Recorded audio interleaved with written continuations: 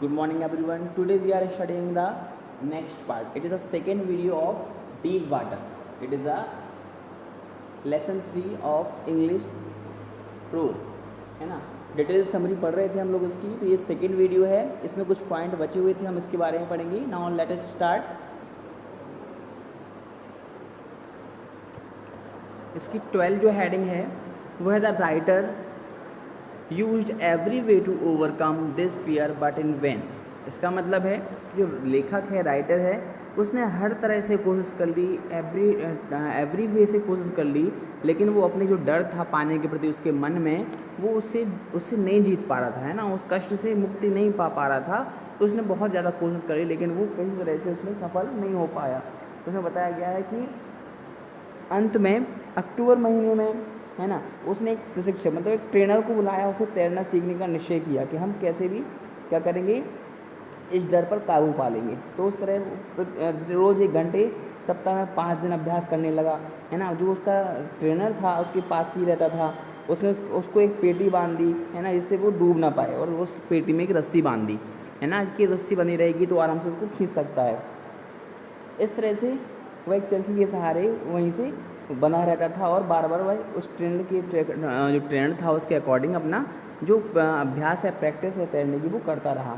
कई दिन हुए ऐसे तैरते तैरते उसको, और वो तालाब में तैरने लगा. इस प्रकार जो लेखक है ऊपर नीचे पूरे तालाब में जा सकता था. अनेकों घंटे वह अनेकों दिन तक और अनेकों हफ्ते अभ्यास करता रहा.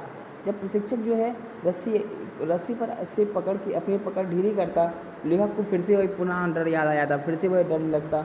जैसे ही वह उसकी रस्सी को ढीला करता, उसको फिर से डर लगने लगता. और 3 महीने के बाद जब तनाव कुछ कम होना शुरू हुआ, इसके बाद जो राइटर है ना, प्रशिक्षक है, उसका जो ट्रेनर है, उसने अपना मुँह पानी के अंदर डालकर सांस बाहर छोड़ना सिखाया. किस तरह से हम पानी के अंदर डूब कर तैर सकते हैं, सांस बाहर छोड़ सकते हैं, वो भी सिखाया.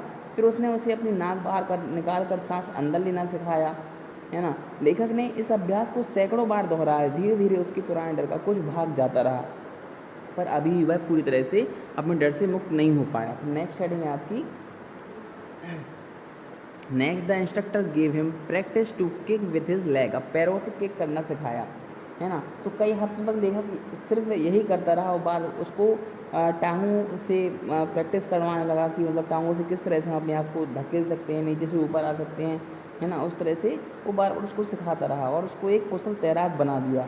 अब उसने लास्ट में कहा कि तुम अब तैर सकते हो, जाओ डुबकी लगाओ और पूरी तरह आपकी लंबाई पर तैर कर आओ, है ना. और इस तरह से लेखक जो है वैसा करने में समर्थ हो गया, है ना. और उसने पूरा जो ट्रेनर ने कहा मेरा पूरा काम हो चुका है और अब आप अच्छे से तैर सकते हो.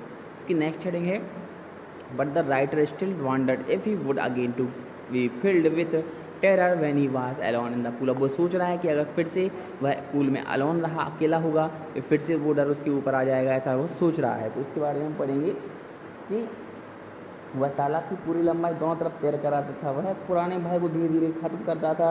पुरानी याद उसके मन में दोबारा आती थी, लेकिन अब उसको उतना डर नहीं लगता था, क्योंकि उसने अपने उस डर को अंदर से बाहर निकाल फेंका था. वो तालाब का पूरा चक्कर आराम से लगाने लगा था. नेक्स्ट हेडिंग है दिस वेंट ऑन 4 मंथ. ये सब 4 महीने तक चलता रहा. उसका बार बार डर उसके अंदर आता था, बार बार जाता था. इस तरह से वह 4 महीने तक चलता रहा. इसके बाद है he had some doubts remaining. फिर भी उसके अंदर कुछ संदेह था. तो उसने क्या कहा, उसके पास वह एक बार्म लेक थी, उसके बगल में ही पड़ाव डाल दिया उसने. अगली सुबह उसने झील में डुबकी लगा दी. वह दूसरे किनारे तक तैर कर गया और वापस तैर कर आया. अब वह बड़ी खुशी से एंजॉयमेंट के साथ चिल्ला उठा, बोलने लगा कि अब वह पानी के संबंध में अपने जो उसको डर था, पानी की वजह से पानी में जो डर था उस पर उसने अपनी विजय प्राप्त कर ली है. वह उसे जीत चुका है. अब वह कभी नहीं डरेगा पानी से. इस तरह से वह बड़ा खुश हो गया. लास्ट हेडिंग इसकी the writers experience had a deep meaning for him. अब उसके अनुभव ने उसने एक ऐसा अनुभव कर लिया, है ना, उसमें उसको ये पता चल गया था कि मृत्यु में शांति होती है, केवल मृत्यु के भय में ही आतंक होता है. रूजवेल्ट ने एक बार कहा था केवल जिस चीज़ से हमें डरना होता है वह भय ही है. लेकिन जो लेखक ने मृत्यु की अनुभूति की और मरने का आतंक दोनों का अनुभव कर लिया है. अब उसको एक बहुत बड़ा अनुभव हो गया है.